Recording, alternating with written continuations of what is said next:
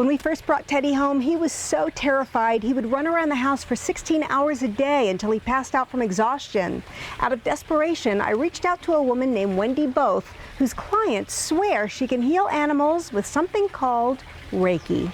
I am a Reiki practitioner and intuitive guide. It's an ancient energy healing technique originated from Japan. I treat humans and I treat animals as well. People call me that they're animals coming out of surgery, so to boost their immune system, pain relief.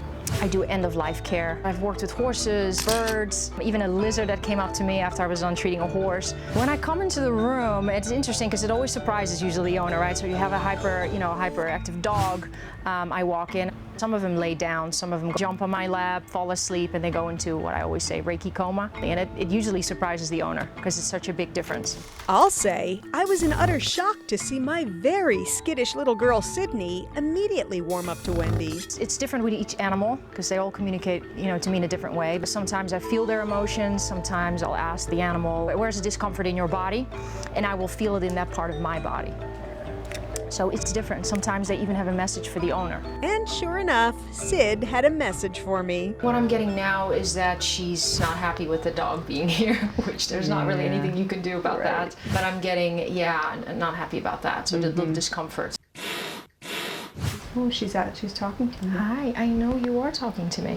So this might happen if there's more. Like let's say we're done now and I would leave, session is over. Sometimes the animal isn't done yet and will let me know. Yes, I too was a little skeptical when I first desperately called Wendy to help with my scared little rescue. Wendy walked in the door. This dog stopped, I swear, and bowed to her.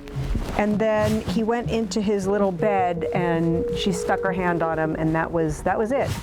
Yep, and in case you're still skeptical, Sydney's back to tell you Wendy's healing is legit.